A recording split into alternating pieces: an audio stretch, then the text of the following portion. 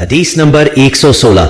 अब्दुल्ला बिन उमर रजी अल्लाह अन्हुमा ने फरमाया कि आखिर उम्र में एक दफा रसूलुल्लाह सल्लल्लाहु अलैहि वसल्लम ने हमें इशा की नमाज पढ़ाई। जब आप सल्लल्लाहु अलैहि वसल्लम ने सलाम फेरा तो खड़े हो गए और फरमाया कि तुम्हारी आज की रात वो है कि इस रात से 100 बरस के आखिर तक कोई शख्स जो जमीन पर है वो बाकी नहीं रहेगा।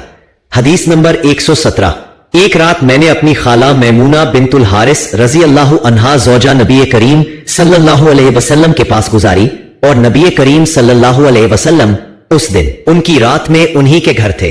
आप सल्लल्लाहु अलैहि वसल्लम ने इशा की नमाज मस्जिद में पढ़ी, फिर घर तशरीफ लाए और 4 रकात नमाज नफल पढ़कर आप सल्लल्लाहु अलैहि वसल्लम सो गए।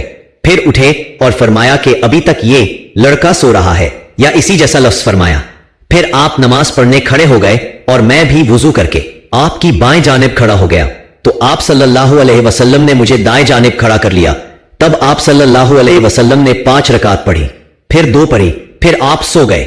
यहां तक कि मैंने आप सल्लल्लाहु अलैहि वसल्लम के खराते की आवाज सुनी, फिर आप खड़े होकर नमाज के लिए बाहर तशरीफ ले आए।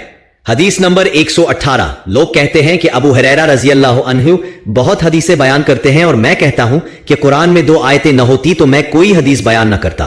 फिर ये आयत पढ़ी जिसका तर्जुमा यह है कि जो लोग अल्लाह की नाजिल की हुई दलीलों और आयतों को छुपाते हैं, आखिर आयत रहीम तक।